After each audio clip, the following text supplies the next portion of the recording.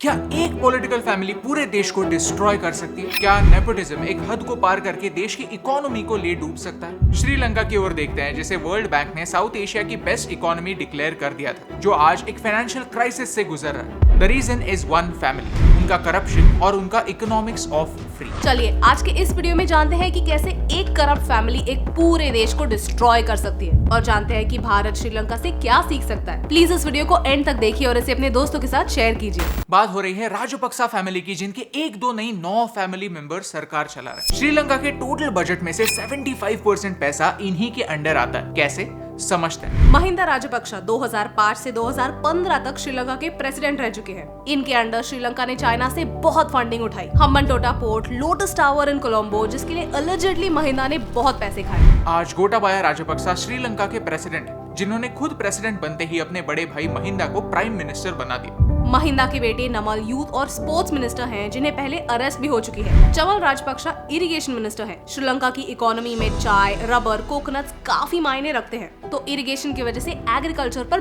बहुत इम्पैक्ट होता है, और उन्हीं के बेटे एग्रीकल्चरल प्रोड्यूस के मिनिस्टर हैं। सबसे इंटरेस्टिंग बात यह है कि उनके एक और भाई बसिल राजपक्सा को फाइनेंस मिनिस्टर बनाने के लिए उन्होंने श्रीलंका के कॉन्स्टिट्यूशन में भी चेंजेस किए। इन्हें लोग इनफेमसली मिस्टर 10% के नाम से जानते हैं, इसलिए क्योंकि हर डेवलपमेंट प्रोजेक्ट में वो 10% पैसे खाते हैं। This is just the tip of the iceberg. जब हम और डीप जाते हैं तो समझते हैं कि कैसे इन्होंने पॉलिटिक्स को एक फैमिली बिजनेस बना दिया। लेकिन फैमिली के काफी सारे मेंबर्स पॉलिटिक्स में होने से क्या फर्क पड़ता है? ये तो कॉमन बात है। इंडिया के लिए, पाकिस्तान के लिए, बांग्लादेश के लिए पॉलिटिकल डायनेस्टीज कोई नई बात नहीं है। प्रॉब्लम तब होता है जब करप्शन छुपाने के लिए पावर का गलत इस्तेमाल होने लगता है। श्रीलंका ने 2020 में अपने कॉन्स्टिट्यूशन का 20th अमेंडमेंट पास किया। ये श्रीलंका के कॉन्स्टिट्यूशन में कुछ ऐसे चेंजेस करता है जो श्रीलंका के लिए डेंजरस हैं। प्रेसिडेंट के अगेंस्ट कोई लीगल कार्रवाई नहीं हो सकती। प्रेसिडेंट खुद किसी भी मिनिस्टर को अपॉइंट भी कर सकता है और निकाल भी सकता है, प्राइम मिनिस्टर को भी। प्रेसिडेंट पार्लियामेंट को कभी भी डिसॉल्व कर सकता है। एक इंसान और एक फैमिली के पास इतनी ज्यादा पावर होना एक डेमोक्रेसी के लिए डेंजरस है। श्रीलंका के इकोनॉमिक क्राइसिस के कई सारे रीजंस हमने इस वीडियो में एक्सप्लेन किए हैं, लेकिन एक और रीजन है श्रीलंका को अचानक से ऑर्गेनिक बनाने का डिसीजन।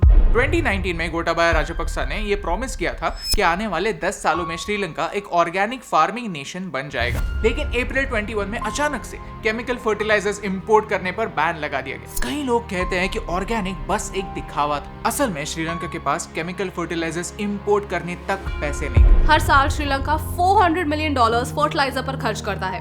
ऑर्गेनिक फर्टिलाइजर की डिमांड मीट करने के लिए श्रीलंका ने चाइना से $69 मिलियन के ऑर्गेनिक फर्टिलाइजर्स मंगाए, लेकिन इस ऑर्गेनिक फर्टिलाइजर में एक ऑर्गेनिज्म पाया गया जिससे मैसिव क्रॉप लॉस हो सकता था। ये फॉल्टी फर्टिलाइजर चाइना को वापस करने के लिए भी श्रीलंका को $6.9 मिलियन देने पड़े। क्रॉप्स का भारी नुकसान हुआ। चाय का आउटपुट 50% क्रैश हुआ, जो श्रीलंका के लिए एक मेजर फॉरेन एक्सचेंज ऑनर है। श्रीलंका के इकोनॉमिक क्राइसिस का एक और बड़ा रीजन था, और वो था फ्री चीजें। अक्सर इलेक्शंस फ्री के प्रोमिसेस पर जीते जाते थे। Free education, free health care, food subsidies, ये चीजें लोगों की लाइफस्टाइल सुधारने में हेल्प करती हैं, लेकिन अल्टीमेटली इन फ्री चीजों की कीमत किसी ना किसी को तो चुकानी ही पड़ती है। आज भी सरकार के टोटल खर्चों में से 1/3 खर्चा सिर्फ इन सब्सिडीज पर हो रहा है। प्रॉब्लम ये नहीं है कि उन्होंने गरीबों के बारे में सोचा, उनके लिए बेसिक चीजें अवेलेबल करवाई, लेकिन प्रॉब्लम यह है कि उन्होंने उन गरीबों को गरीबी से बाहर लाने के बाद वो फ्री चीजें प्रोवाइड करना बंद नहीं की। प्लस इन फ्री चीजों के लिए देश पे कैसे करेगा, इसके बारे में नहीं सोचा। But I have to tell you कि ये टैक्टिक सिर्फ इस फैमिली के लिए एक्सक्लूसिव नहीं है। हर पॉलिटिकल पार्टी ने इलेक्शन जीतने के लिए यही किया है।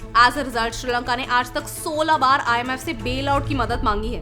There's only one country that has taken help from IMF more than Sri Lanka, and that is Pakistan. तो ये सारी कहानी भारत के लिए इंपॉर्टेंट क्यों? क्योंकि भारत में भी कई स्टेट्स में ये डेट क्राइसिस हो सकता है। इलेक्शन जीतने के लिए कई पार्टीज फ्रीबीज ऑफर करती हैं। हमें वोट दो, फ्री में चीजें मिलेंगी। 2006 में तमिलनाडु में 750 करोड़ रुपए खर्च करके गरीबों को कलर टीवी दिए गए। कई states free electricity, free tablets और फ्री मोबाइल फोन्स देने के वादे करते हैं। ये फ्री का सामान आता कहां से? बिल कौन पे करता है? पॉलिटिशियंस? ऑफ कोर्स नॉट, हम लोग। इस चार्ट में आप देख सकते हैं कि कौन से स्टेट्स कितना % रेवेन्यू सिर्फ अपने कर्जे चुकाने में लगाते हैं। राइट नाउ स्टेट गवर्नमेंट्स के पैसे कमाने के तरीके लिमिटेड हैं। स्टेट्स को खुद पैसे कमाने के तरीके ढूंढने होंगे। अगर ये लोन की पेमेंट करने का टाइम एक साथ आ गया तो बहुत बड़ा प्रॉब्लम हो सकता है। तो हमने श्रीलंका से क्या सीखा? एक फैमिली के पास जब बहुत ज्यादा समय के लिए बहुत ज्यादा पावर होती है तो अपनी पावर का गलत इस्तेमाल वो कर सकते हैं। फ्री चीजों की लालच से लोगों को वोट देना बंद करना होगा। किसी के पास कोई जादू का चिराग नहीं होता जो 4 बार रब किया और फ्री की चीजें निकल गई। इसका भुगतान कभी ना कभी हमें ही करना पड़ता है और साथ ही साथ इंटरेस्ट भी चुकाना पड़ता है। जब भी आप कर्जा लेते हो और उसे चुका नहीं सकते तो उसका बोझ आपके बच्चों पर पड़ता है, नेक्स्ट जनरेशन पर पड़ता है। तो अगर आपको इस वीडियो से वैल्यू मिली, श्रीलंका के क्राइसिस को समझने में हेल्प हुई, तो इसे अपने दोस्तों के साथ शेयर कीजिए,